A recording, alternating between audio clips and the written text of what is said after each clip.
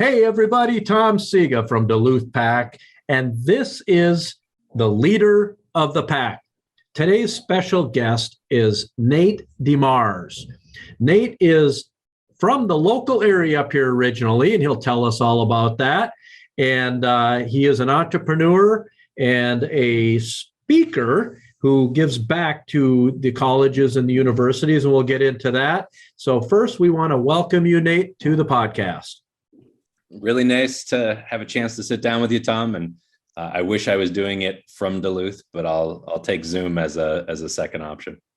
There you go. And that's what we're doing a heck of a lot of. And I know you were up in our area just recently, and we'll get into that. You can talk a little bit about that when we get into some of the lectures you do and giving back to the universities. But hey, let's start out here. First of all, having you tell us where you're from. We gave a little bit of that up already. And where'd you go to school and college and all those good things, Nate? Yeah, I was born in Madison while my dad was in college at the university. We, both sides of my family are from the Duluth Superior area. We moved back to Superior when I was very young, and I grew up half between Superior. And then the other half, I spent my middle school and high school years in Ashland. So most of my childhood was spent in the Northland, and all of my family is somewhere near the Twin Ports. What a great little city, Ashland, Wisconsin, folks. If you ever have a chance to go there in specifically the summer, I would say for most people, Nate, what a beautiful place to go to. Yeah, absolutely. I was very fortunate to spend a lot of time around Lake Superior growing up, and I've lived in Ohio quite a while now. I miss that family first, and I miss the lake second. Yeah, so much of us do, and we hope we don't take it for granted when we go to work every day and we drive down the hill here in Duluth and get to see Lake Superior. And actually, you lived a little while in Duluth at when you were going to the university.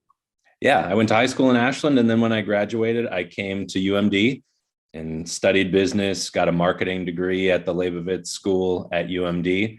And I look back very fondly on Duluth as a formative time for me as a business person and, for life as well. Going to college, I think everybody kind of makes a transition to adulthood.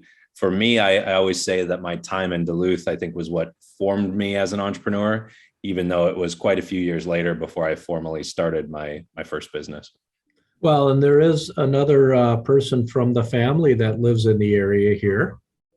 Yeah, a pretty fun connection here to the podcast. Much younger than me, so I just turned 39.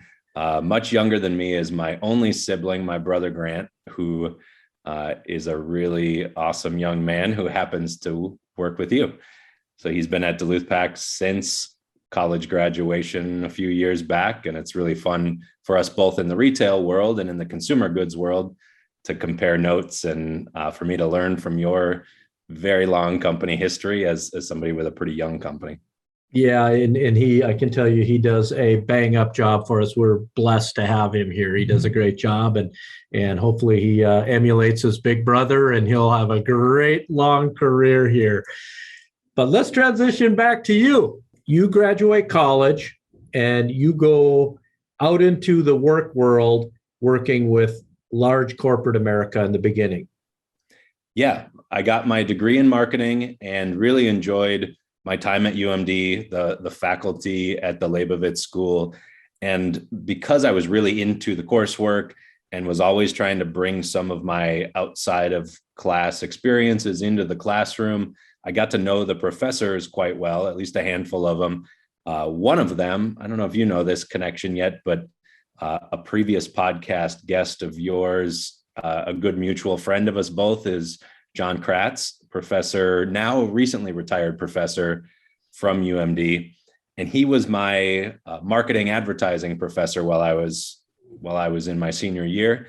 And he was the connection for me to get my first job out of college. So he connected me with a fellow UMD alumni who had gone to work for Whirlpool Corporation, the largest manufacturer of household appliances in the world.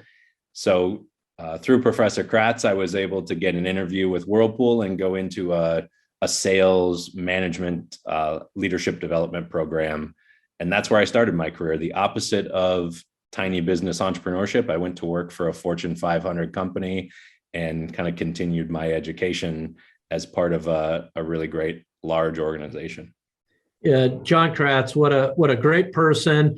There are so many students where he has connected with them and done exactly what he did for you, and that is help them make some connections that they may not otherwise have had into their first careers. In fact, next Tuesday, I'm having lunch with John Kratz. So great connection. And I think some of our conversation may be, John, are you liking this retirement gig? Because I'm not far behind him in age, and I'm sure he's going to say, yeah, it's the best job he's ever had. No, he misses his students dearly, and he's done a great job. And he's one of those guys who cared and cares so much about his students and where they end up, and that they're doing well and being good human beings.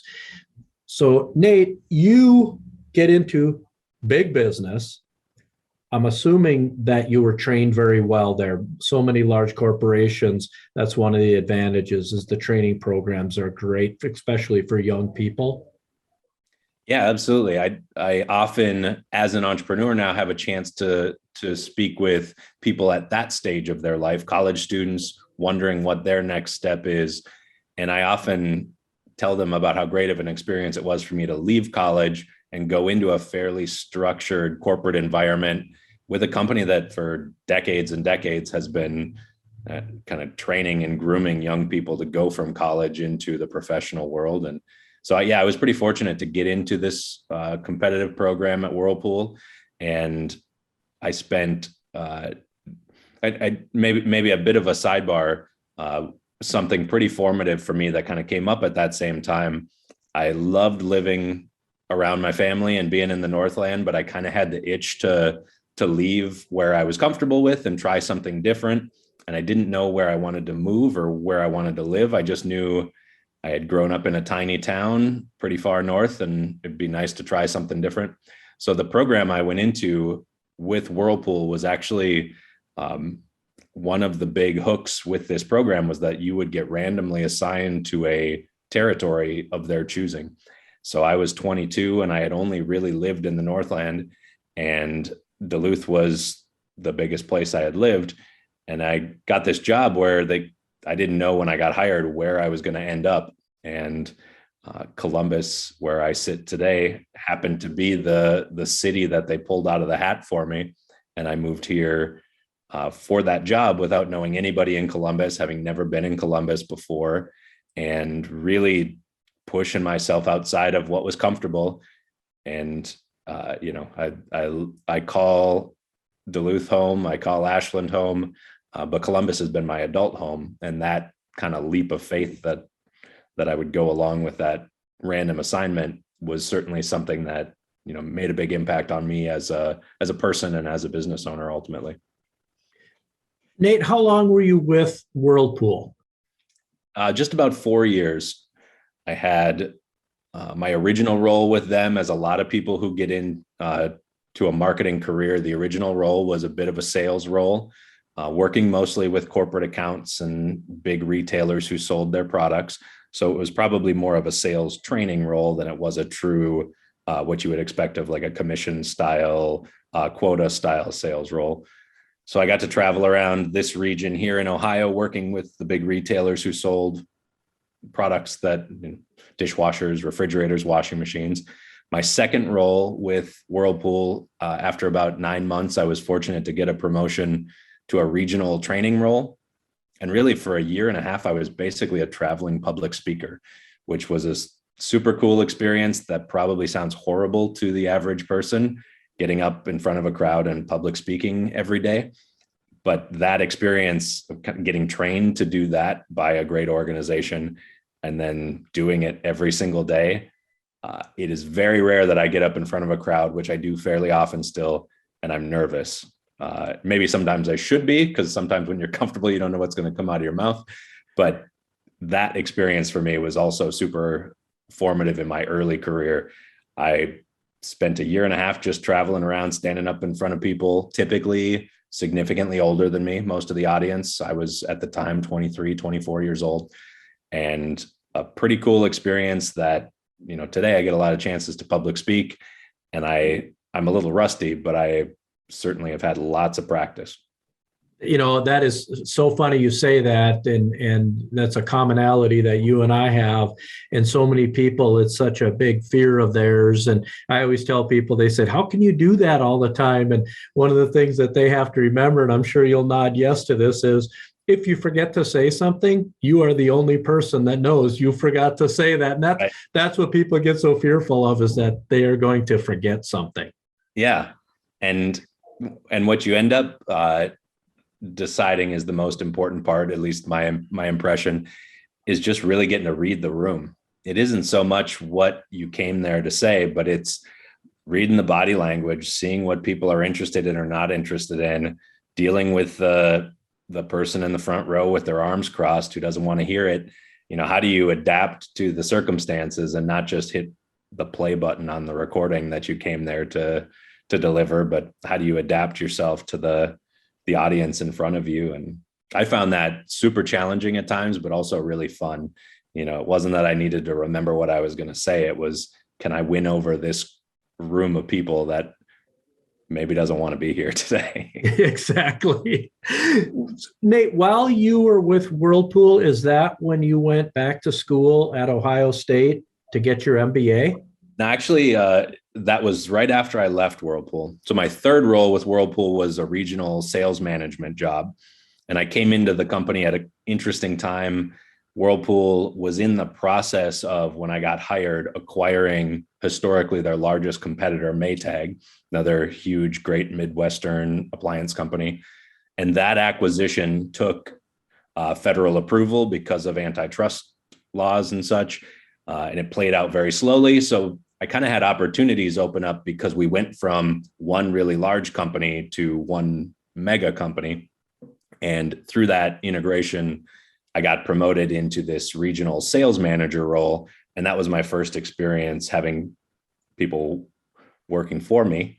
And I did that role for just about a year, not even quite a year. And that was 2008, which people who were in the working world then or trying to find a job then know that was not a particularly good time for the economy and the job market. And that job, as quickly as I got it, was discontinued.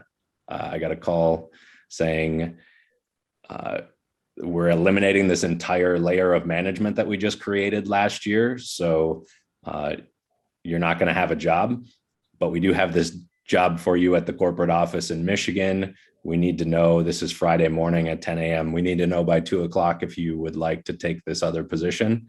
So I thought I was quite the hotshot. I had been promoted twice in a 3-year span. I had won some awards internally for some of the things that I had done. And then one day I had a few hours to decide if I wanted to still have a job or not.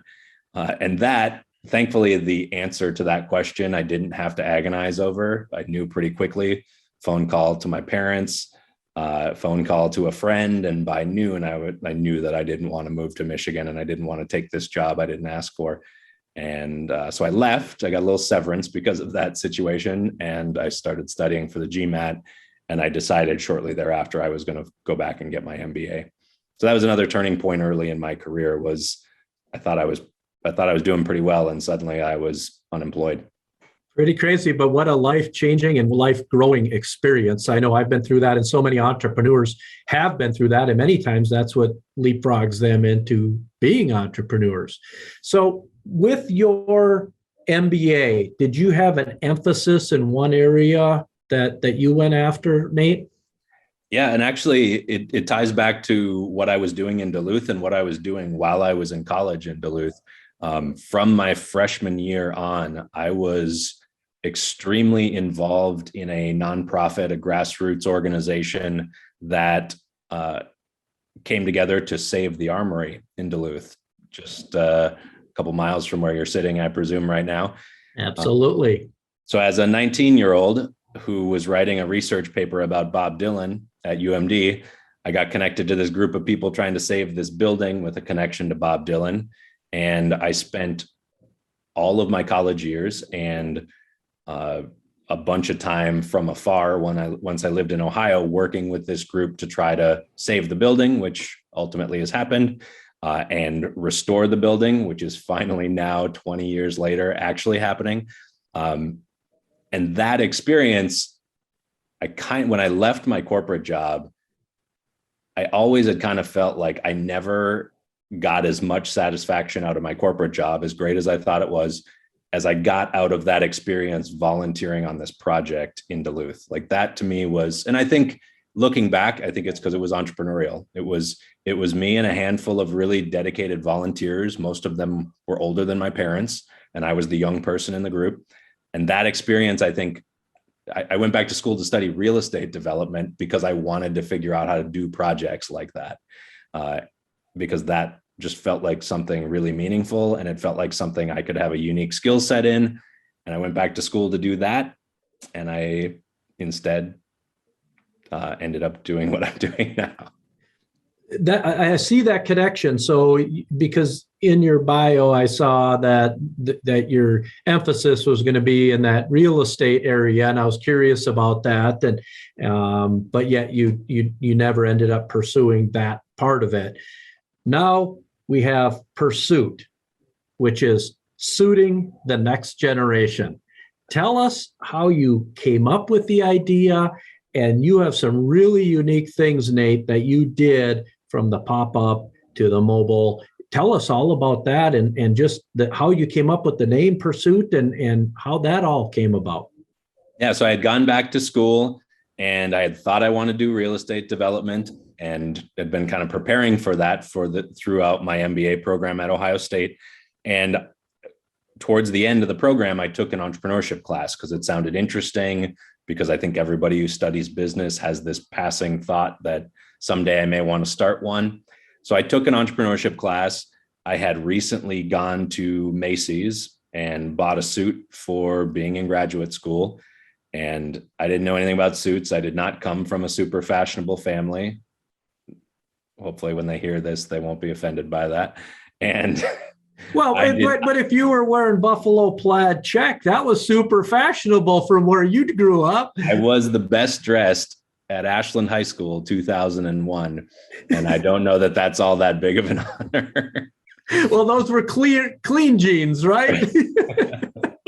So all that to say, I was in this entrepreneurship class. I had just had this experience buying a suit at a department store. Someone had come over from the women's shoe department to help me. I didn't know a darn thing about suits at that point. The person who sold it to me knew just barely more than I did about suits. And it was a lot of money, and it was a really lackluster experience. So at that point, everybody was pitching an idea in this class because that was part of the syllabus. Everyone had to get up and pitch a business idea. And I pitched that idea of, everybody around me, all my peers. Ohio State is the third largest university in the country. It's like a small city in and of itself. There's 53,000 students on this campus. So I thought, well, there's all these people around me here that all need a suit at least on career fair day, job interview days.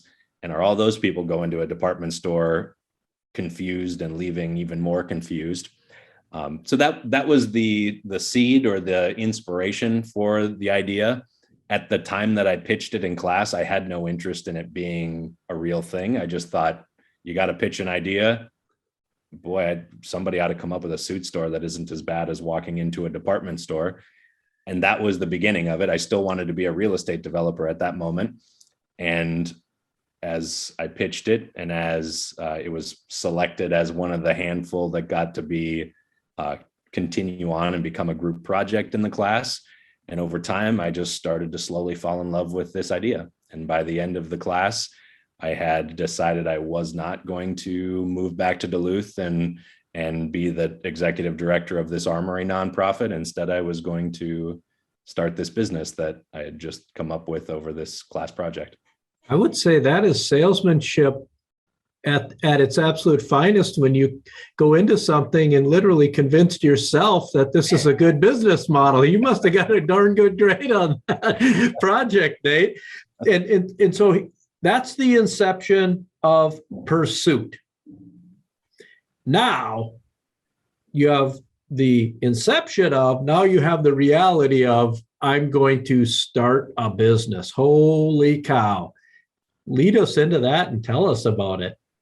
Yeah, I'd always had an interest in business, and I had now twice studied business, but it's obviously a very different thing. And I think for people who would come out of an MBA program the way I did, I certainly got a great experience at Ohio State, loved the MBA program. But most of what you're doing in a program like that is pretty high-minded stuff that's intended for big, sophisticated organizations. And getting a business off the ground with very little resources and a tiny team of, almost nobody, does not really take a lot of sophisticated spreadsheets and understanding of financial models. And so I think what I found quickly was, while the strategy of what I was trying to build with Pursuit was definitely shaped by my education, that was not going to be what made it succeed out of the gates. The connections that I had made in Columbus and at Ohio State were going to be my first customers, which was certainly going to help me get off the ground. And then I had to learn really basic stuff like how to operate a retail store, how to fit people for suits that I barely knew anything about at that point. How does tailoring work? How do supply chains work? How do you actually get suits made? Where do you buy, like things that had I grown up wanting to start a suit company and had I interned at a men's clothing store might have come naturally. But, I was a guy who didn't know anything about suits, who thought, where do guys with no knowledge about suits shop for them? I didn't come in with any practical knowledge. And that's where I had to start was, oh, wow, I got to learn everything. And I have to learn it pretty quick because I spent all my money on this graduate degree. Tell us about the pop-up store. Yeah, I think one thing that I was fortunate to start with, and I think some of my studies helped me conceptualize, was just the idea of start quickly, try something out in the most low risk experimental format you can. See if you like it, see if customers like it. And a pop-up store, it's a phrase I think these days that's pretty ubiquitous. That was a trendy kind of thing back in 2011 when I first started. So that was the kind of thing that was happening in New York or LA, but maybe not much in a place like Columbus. So just even doing that, I think we were able to get a little bit more attention from local media and such, because that was not people knew Halloween stores and those types of businesses that are kind of built off of a seasonal retail model. But we signed a 3-month lease, I believe it was, to start. My original concept was to sell suits to college students and graduate students. So our original space was adjacent to Ohio State. Ohio State was actually my landlord because they owned the entire mixed use development that I went into. And I signed a 3-month lease, and I think my rent was $1,033, and my rent for my apartment was $1,075. So this was the dirt cheapest way I could think of opening a store with only 3 months of commitment. When we first launched, I had, I believe, 37 suits hanging in that store. That was my entire inventory. I had bought them all on credit cards because I had amazing credit at that point in my life, and nothing else. And all of that was, let me try this out. Let me see if people actually like this. Let me see if I'm any good at it.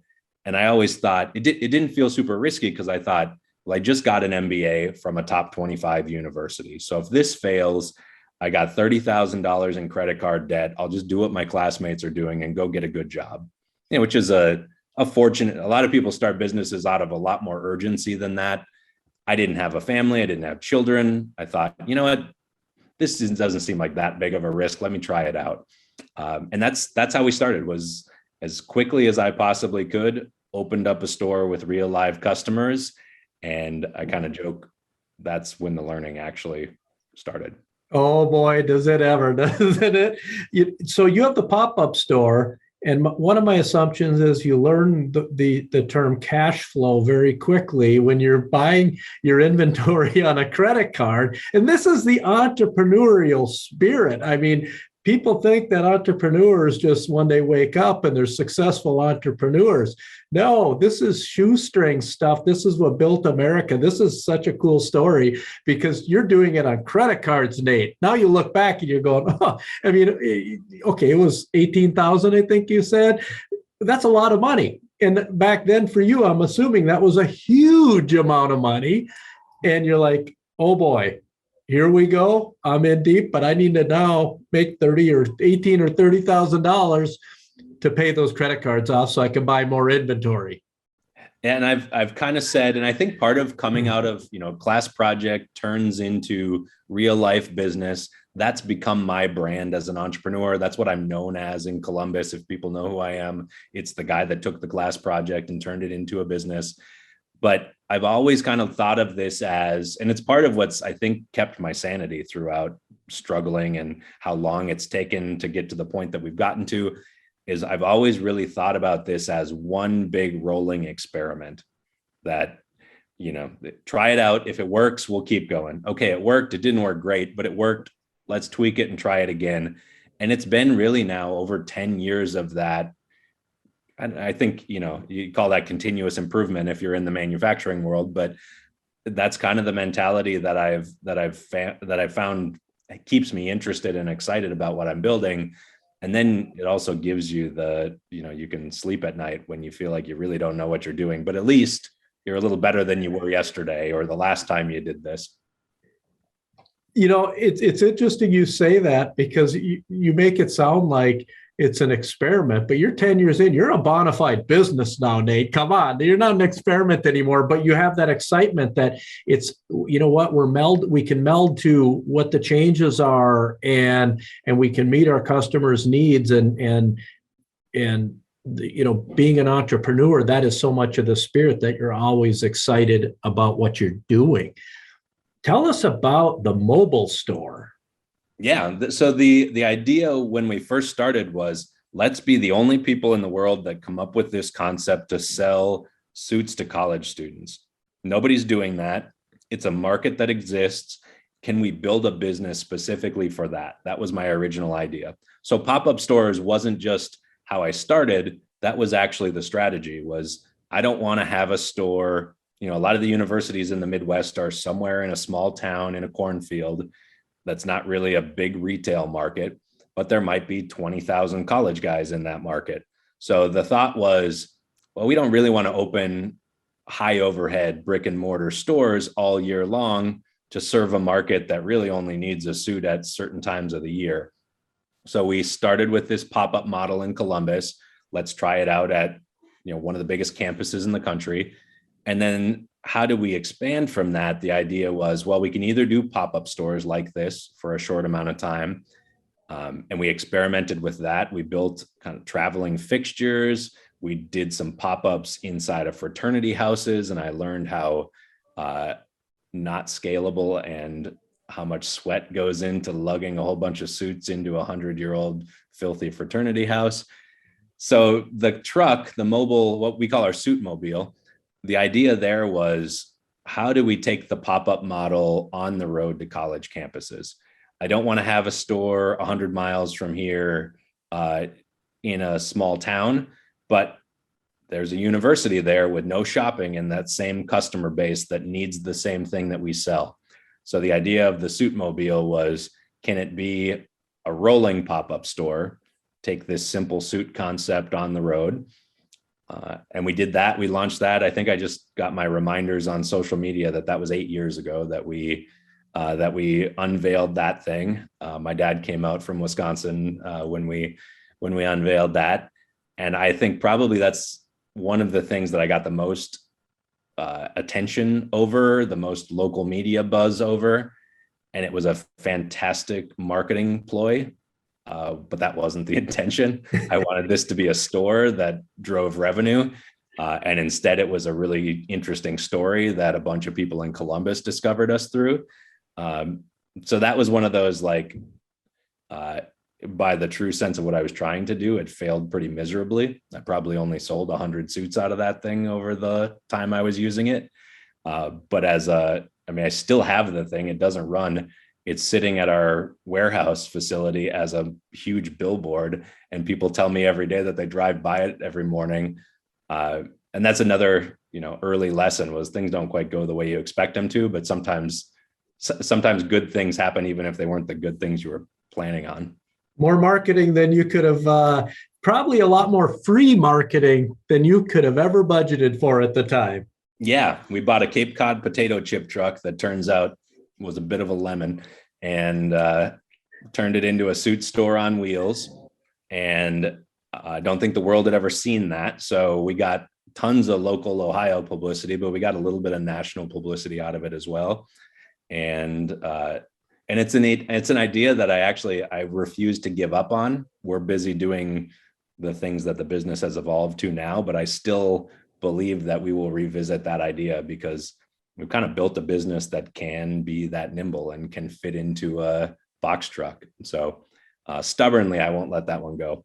That's pretty cool. Get that thing running and take her on the road. You can go on family vacation with the truckster. My wife is not on board with that. She's not on board. Okay. Well, you give it the old college try. So fast forward to today, Nate, for us. And how many employees do you have? How many stores do you have now? Because you talked about kind of trying not to get into brick and mortar, but it looks like you're kind of there. Yeah, we pivoted pretty significantly. About 3 years in, I found that it did not seem like this thing that I thought was able to scale was actually going to scale. It was too much work to try to sell suits to college guys. And what we found is a lot of people in Columbus wanted to shop with us, and they were not college guys, and they didn't want to come to a rinky-dink little store on a college campus. And I started to think maybe I've focused a little too narrowly on this concept. And over time, I kind of decided that maybe there was bigger potential than the original idea. And we moved about a mile down the street. So south of Ohio State's campus is the most vibrant mixed use neighborhood in Ohio, and it's called the Short North. We moved our store down there in 2015, signed a long-term lease, and acknowledged that we were in fact a retail store and not a pop-up concept. And the business quadrupled in about a year and a half. So what we found was being a suit store that has a ton of customer service, which has always been part of our story, that sells things that regular people can afford, which is pretty rare. A lot of, if the suit is affordable, usually it's a big box store with no customer service. And if there's customer service, it's usually a luxury store. We found the sweet spot of a mainstream price point with a great amount of customer service.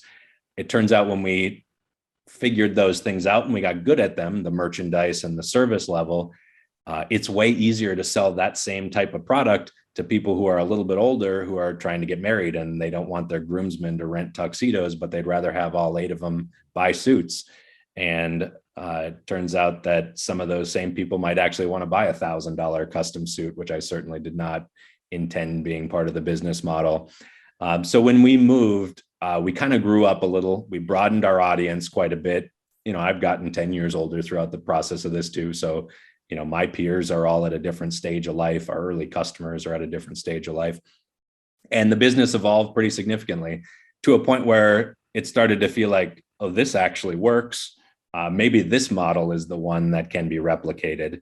And we did that then after a few years of kind of adapting the business model and growing significantly. We then opened our second store in Cincinnati, which is about 100 miles from us here in Columbus. So it's a comparably sized city. And we opened it in the cool urban neighborhood in Cincinnati. So, similar neighborhood to where we are in Columbus. And we did that right at the end of 2018. And we had about 1 year under our belt of learning all the things you learn about starting over in a new market. It was a little tougher than I thought. And then the pandemic hit, and that was for everybody, I think, way tougher than anybody expected. And now here we are, 2022, I guess it is now. Finally, that second market is really starting to show some good momentum. And, now we've got 2 stores that are thriving, which, everything's slower than I had anticipated, but it's pretty cool that we were able to survive the COVID craziness and keep those stores humming. And we definitely want to get into that, but I'd like you to back up a little bit, because you said you quadrupled your revenue in a very short time, which, it all sounds rosy, but as a business person, that can add some challenges itself from the standpoint, as we mentioned earlier, cash flow and trying to secure inventory and all those things. How were you affected by that pre-COVID?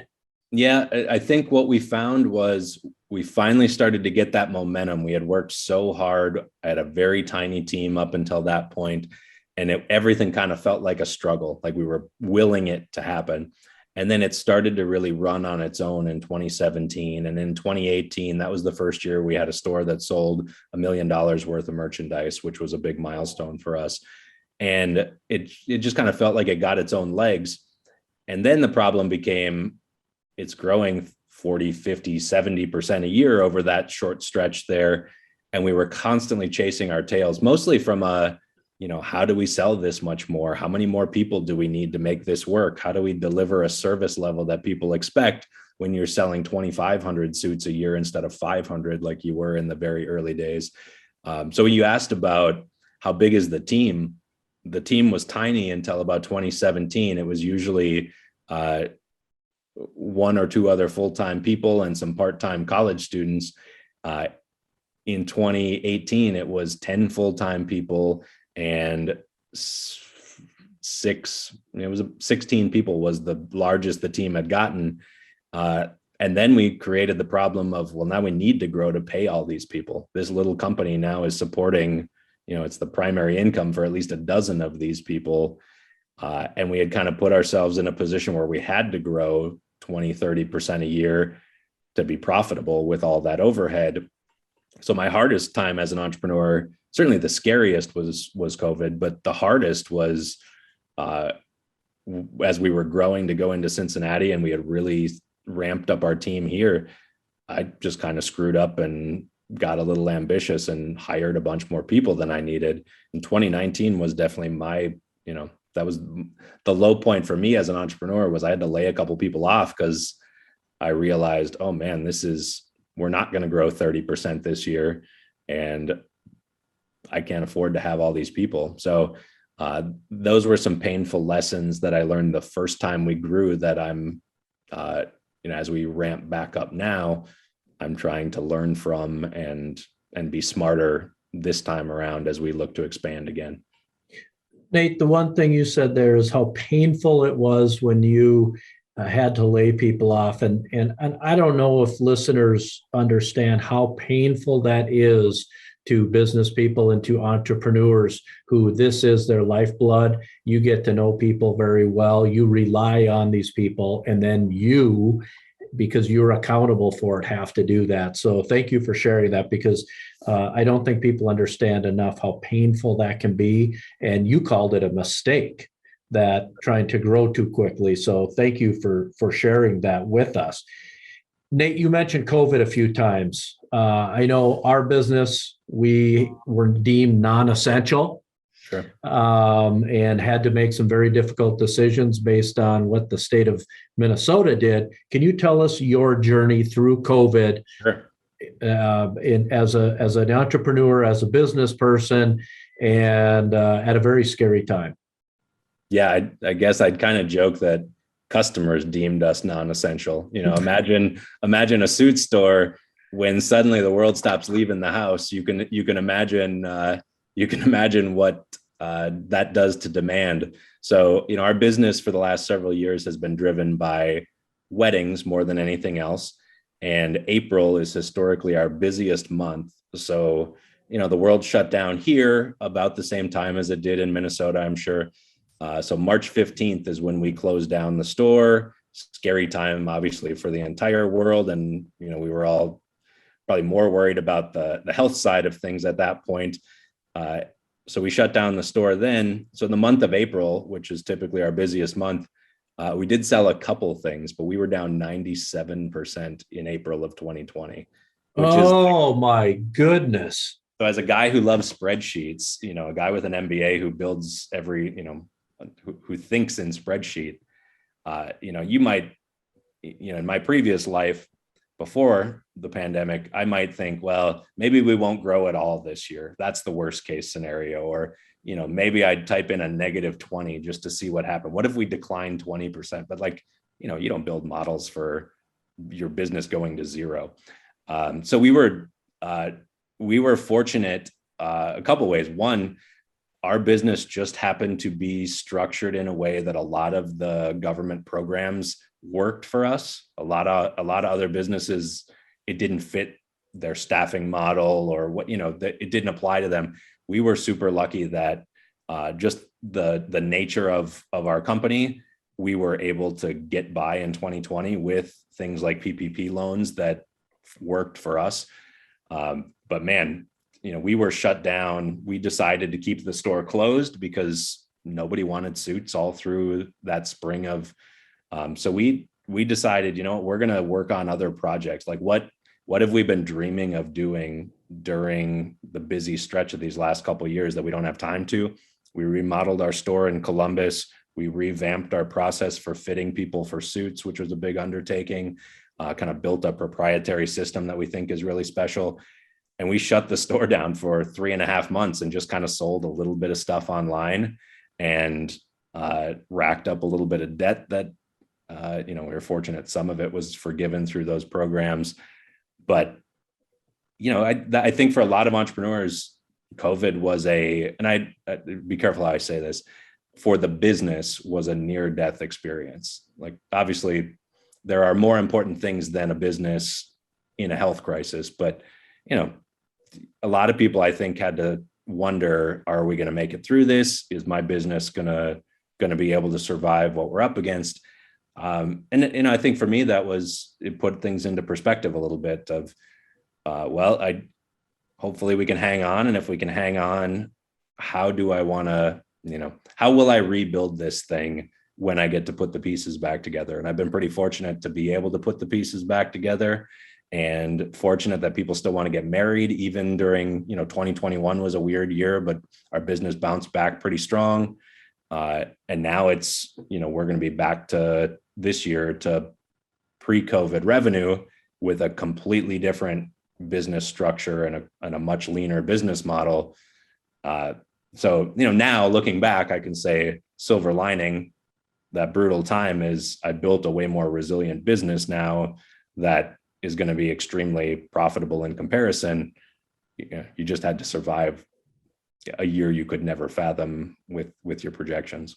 I think so many business people went through those agonizing times like that. And what we can hope is that people thought it through and thought it bigger picture like you did, Nate, and for the future, how can we be better and how can we be more, if you will, recession proof or more pandemic proof in the future, and make sure that our businesses are as healthy as they can be and we can continue to employ people. Tell us, Nate, about some of your partnerships with Olympic athletes and professional sports teams.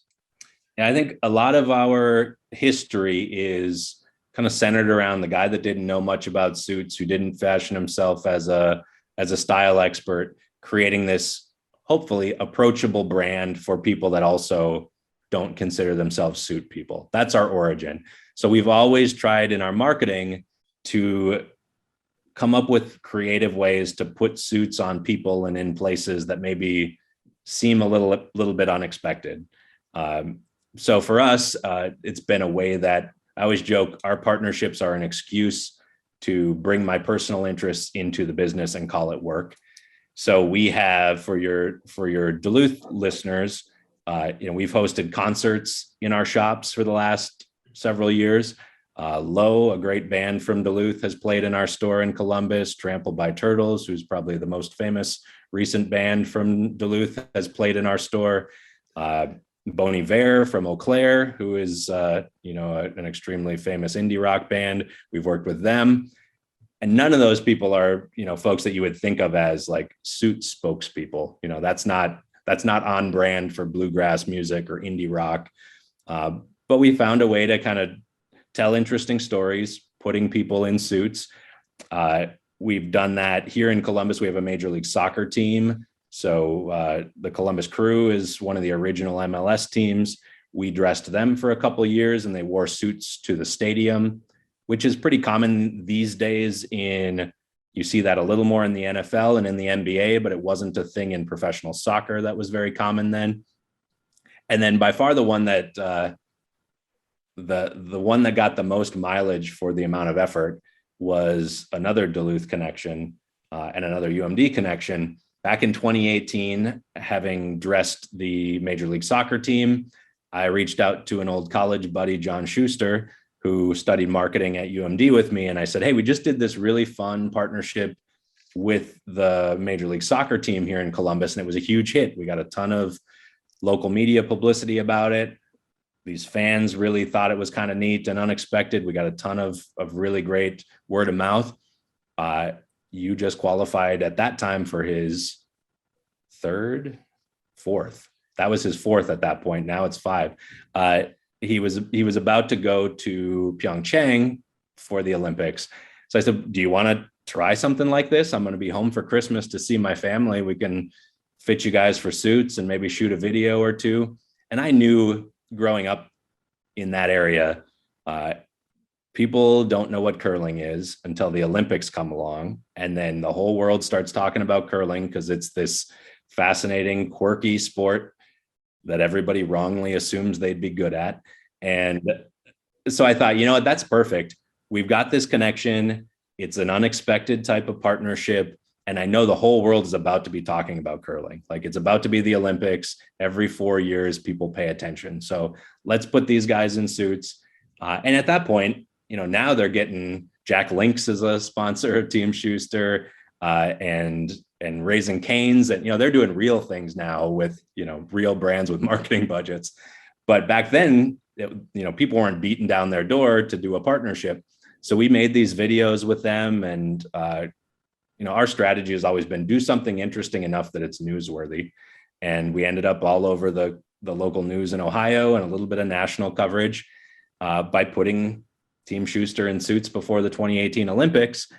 And then, just so happened that very dramatically, they decided to go on this amazing run and win the gold medal and become America's darlings. And here we were, this tiny little suit company in Ohio that had, and I don't think the guys would argue with this, the most impactful kind of partnership with this, this company in Ohio and this curling team from Minnesota. And we got so much amazing attention out of this partnership. And we brought the guys out to Columbus that summer after they had won gold, and we took them to the Memorial Tournament, the big PGA tournament here that Jack Nicklaus puts on. They got to meet Jack Nicklaus. We took them to the Columbus Crew match, and they got honored on the field. And so that we've done a lot of those types of things, unexpected partnerships. And we don't do like influencer type stuff. I don't mail people a box of stuff and say, hey, you can have this. Will you put it on your Instagram though? Like, we don't do that. We do like maybe once a year, something that we really put a ton of energy into. And then when they work out, they are just amazing ways for people to discover us that don't feel like, they don't feel like a normal ad.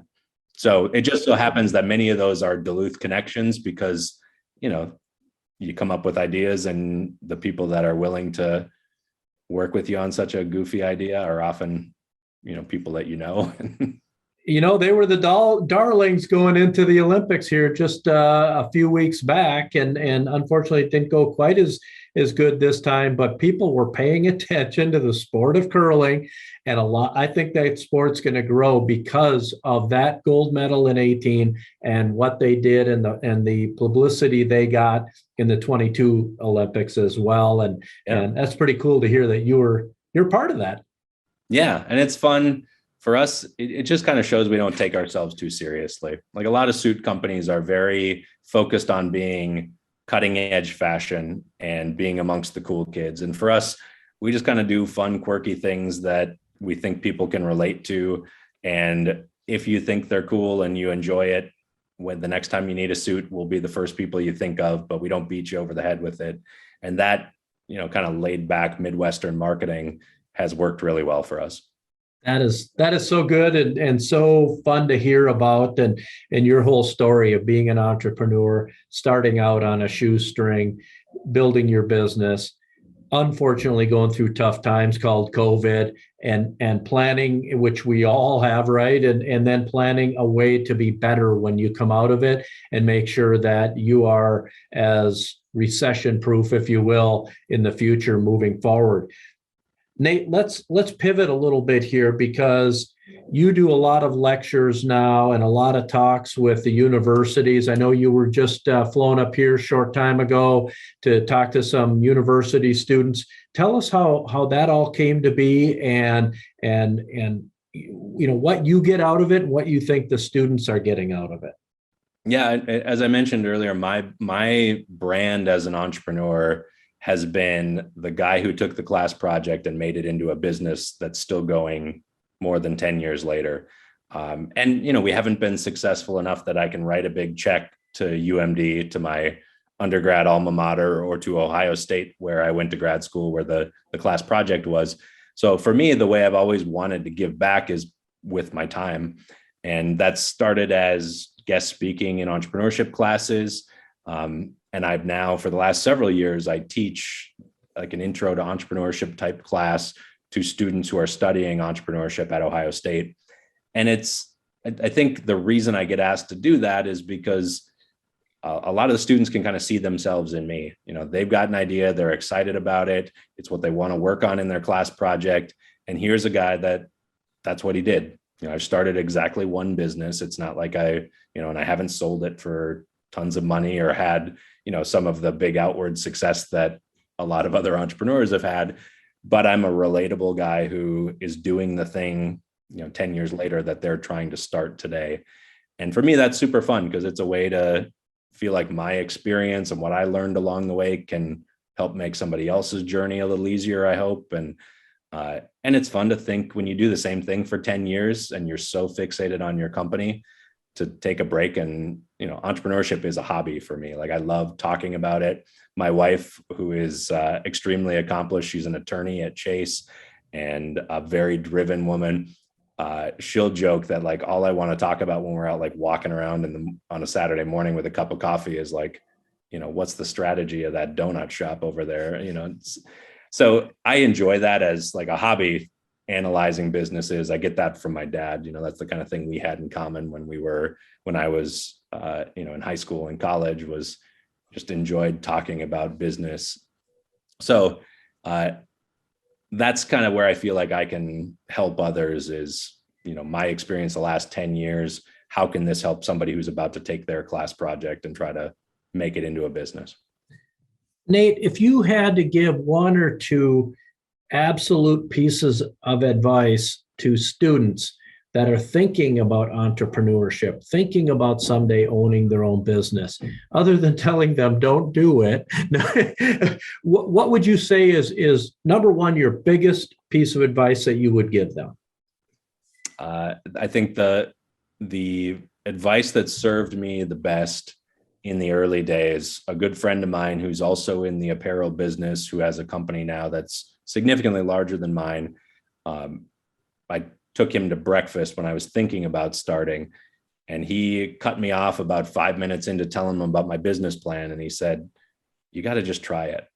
So I think don't spend forever planning if you're at that stage, because you're never going to have the perfect plan. Your plan's going to be wrong. The circumstances are never going to align exactly the way you want. So if you're going to do it, what's the fastest way you can try it out? So do that smart. I talked about treating it like an experiment, but a business plan isn't going to do you much good if it just sits on a shelf or on a laptop. So the real learning kind of starts when you start working with real customers. You find out, will they actually pay for this thing I'm doing? Will they like this concept I've created? So that's the getting started advice. And then if you want to make it 10 years doing it, I always tell people you have to be extremely self-critical in the moment. So you need to be able to see, this isn't very good. I don't have this figured out yet. I can see 20 ways I could make this better. And while you're self-critical, you also have to be confident enough to say, but I think I can figure this out. if you give me another year, I'll be able to get there. Or so you have to, some people I think have the critical part and it destroys their self-esteem. And a lot of entrepreneurs have the confidence part and they're completely not self-aware.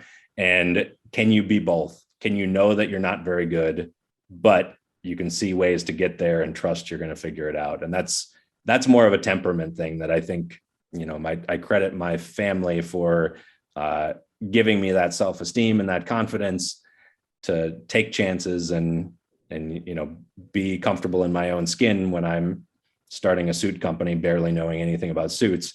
But you got to be self-aware enough to know that like, I look at the photos of that original pop-up store, I cringe. It's embarrassing. But 10 years later, I don't cringe when you see a picture of my stores anymore. And, I can tell you the 20 things I'm trying to figure out right now. And 10 years from now, we'll have figured all those things out. So that's a very long-winded answer.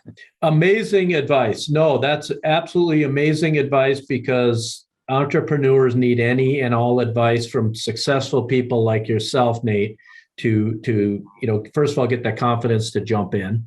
But secondly, that it's not going to be perfect. And what you just said there, really, I think a lot of entrepreneurs who've been down that road as well can say, wow, he just did a heck of a job of summing a lot of what we've all been through in our own businesses and our own journeys.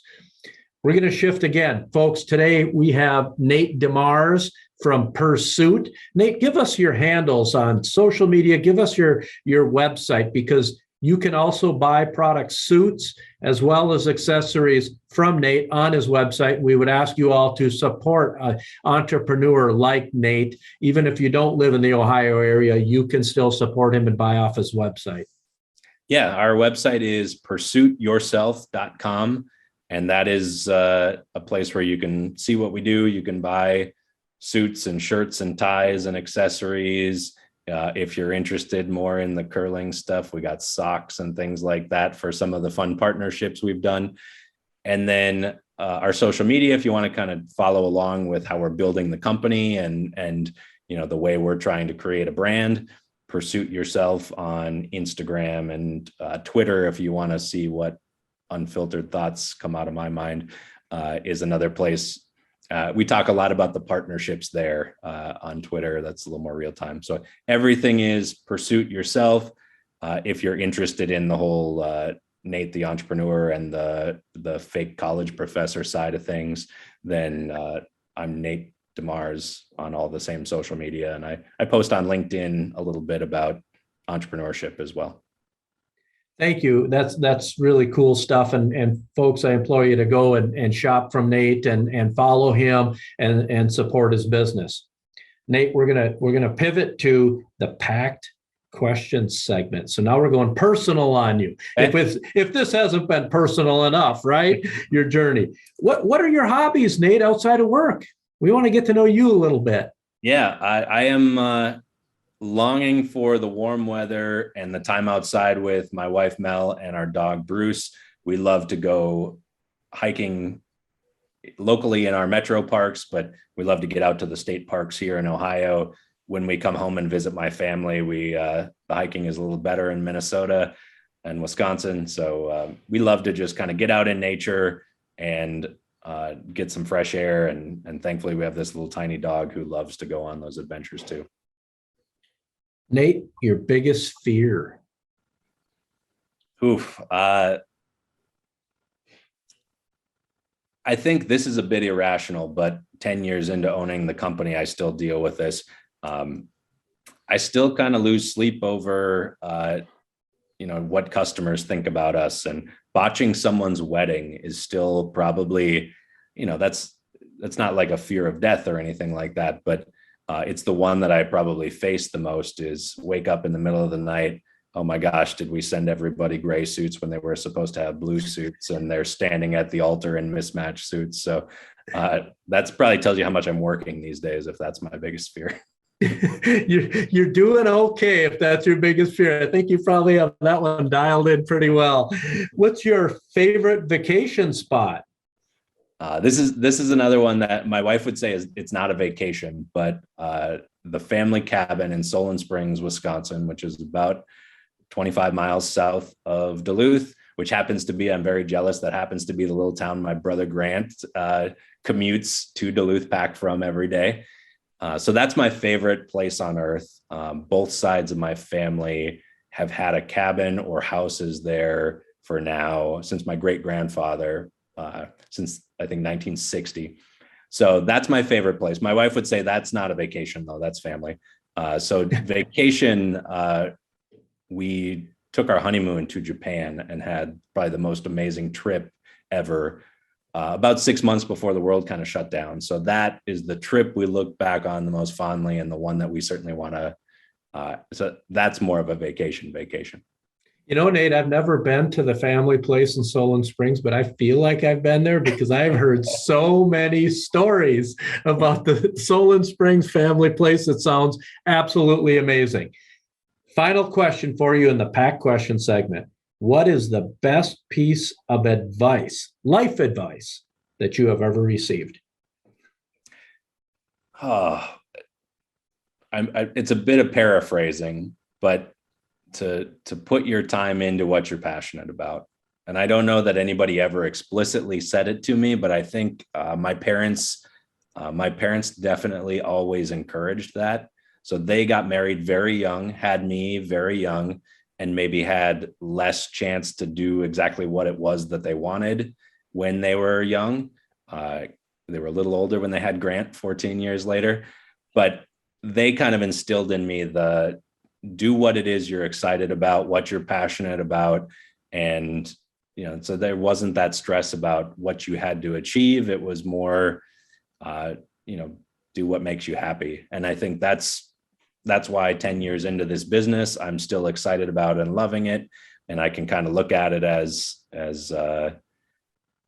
my life's work, because I get to make it what I want to make it. And it isn't about how much money can I sell it for, or how comfortable of a living can I make, although, that wouldn't be bad either. That's usually a good thing. I don't know that it was advice, but it very much was instilled in me, was do whatever it is that makes you happy. And definitely the business in the last phase of my career has been that.